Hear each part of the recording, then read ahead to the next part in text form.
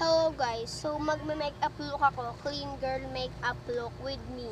Nakahiga edition yung video. So magki-clip muna ako ng hair clip, mag-hair clip muna to. So kailangan mag-hair clip kasi nga maraming baby hair. So nagki-clip ako, inulit ko to. Yung isa kong clip nawawala. Parang gusto ko mangatay ngayon ng tao. So guys, nilalabas ko lang itong mga gamit ko na to.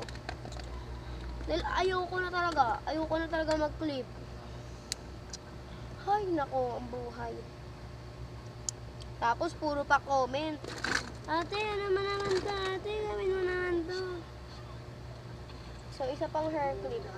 Bitin. Siyempre para pantay dito rin. Yan, ganyan. Daming clip. Arte ng above na. So, sige. First is moisturize. First is moisturize ng face look ng girl na to. Ba't kaya ang dumi nito? May nangihilam kasi ng gamit ko. So, siyempre, clean girl nga eh. Pag clean girl, clean na clean ha. Walang kinemik, walang harutan to. Dahil lang atake ko ngayon, clean girl. So mag-story time ako sa inyo. Kahapon kasi, tumatambay kami. Diyan sa gilid ng bahay namin. Habang tumatambay kami, andyan din yung may, yung dito sa lugar namin may mga grupo-grupo sila.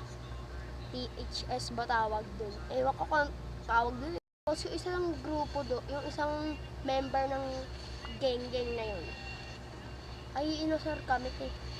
Hindi kasi sabihin niya pinangaasar niya sa akin, baka kasi lait-laitin niyo rin ako. Basta inasar niya ako, ganyan.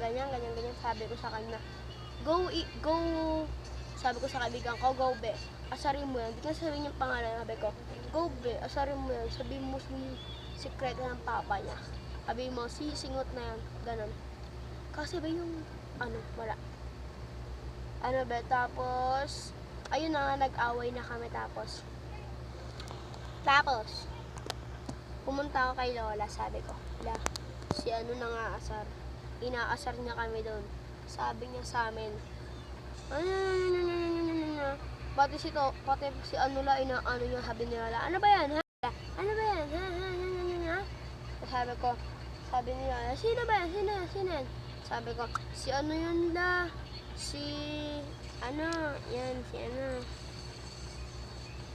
Tapos lumabas na siya, sabi niya, ikaw, ang laki-laki mo na, magpapalala sa mga babae.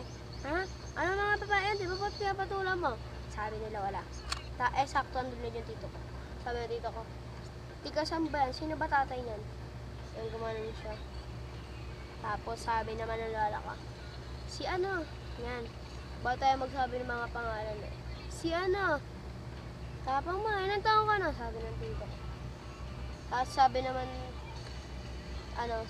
niya, bakit kaya mo na maboto mo? Eh syempre, inaasar niya ako.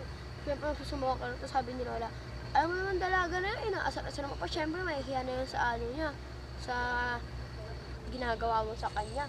Dalaga na yun, ginaganya mo pa. Sabi ni Lola. Kaya sabi ko talaga sa kaibigan ko, bakla, halik siya ng inasar. Hindi niya alam, maraming tatanggol sa akin dyan sa bahay na yan. Kaya talaga, ayoko umaalis ako dito sa bahay. Kasi pag umalis ako dito, kailangan magpapaalam ako. Para di ako alalahanin, syempre. Para alam ni Lola kung sang lupalop na naman ako pumunta.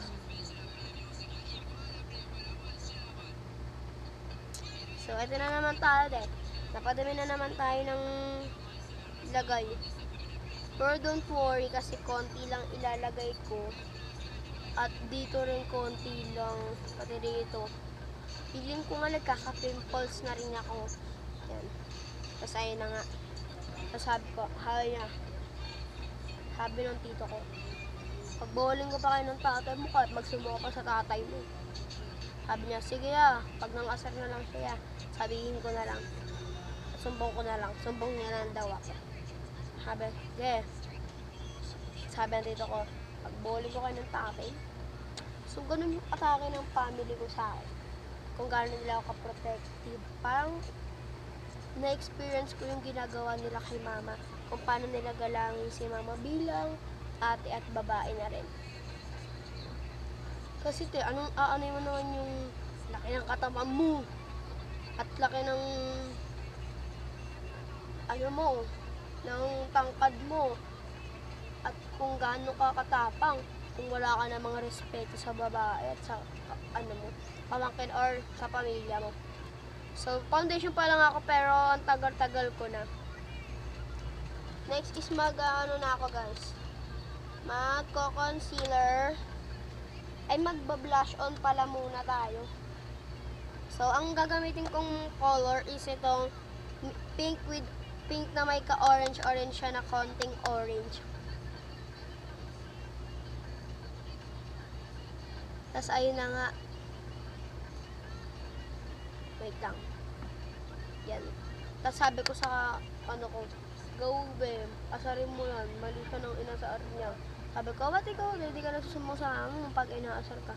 Nagsusumbong ako. Nagsusumbong pala siya. Di ko na napapansin na nagsusumbong talaga siya. So, ayun na nga. Malapit na matapos tong video na to pero ayun na nga. Magwa-blush on pa lang ako. Next na guys, magko-concealer na ako. Tapos, sunod na nun ay ang nangyari na, ayun na. Well, di na kami nagpapansinan kasi nga, ito talaga yung story niya, nagkagusto ako dun sa nang aasar sa akin. Opo, nagkagusto po ako sa kanya.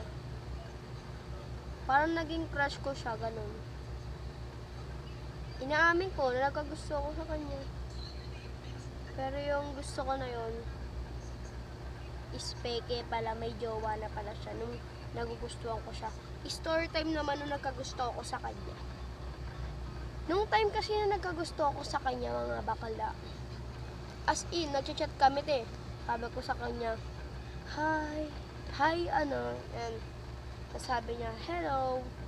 Tapos sabi ko, may BF ka na ba? Sabi niya, wala pa. Bakit? Sabi ko, wala pa. So, may chance pa ba ako? Sabi niya, oo naman. Tapos, ayun na nga.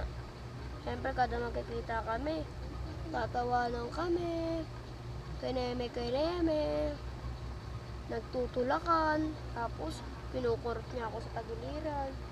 So, para sa akin is biro-biro lang yun. Siyempre, crush ko yun. Tapos, mag-mindset naman tayo mga babae. Pero para sa akin, ibang na talaga. Feeling ko pinapaasa niya lang. Kineme. Tapos, sumunod na araw na na kami, lagi na kami nag-chat. Tapos, ilang araw lang, hindi niya na ako nire-replyan. Yung parang naglaho na siya ng parang bula. Kaya naramdaman ko na lang, ouch. Ouch na lang. Opo, mapapa-ouch ka na lang. And then, syempre, sino ba naman kasi ako para tumanggi sa mga ganun-ganun na crush ko siya tapos close pa kaming dalawa. Sobrang close kasi namin nun. Bago ko siya maging crush, close na close kami. As in, close. Yung parang feeling ko magkapatid kami, ganun. Ganun kasi napipil ko ngayon Ay, noon Noon pa yun baka sabihin nyo naman, pa-bebe lang ako. So, hindi ako nagpapabebe.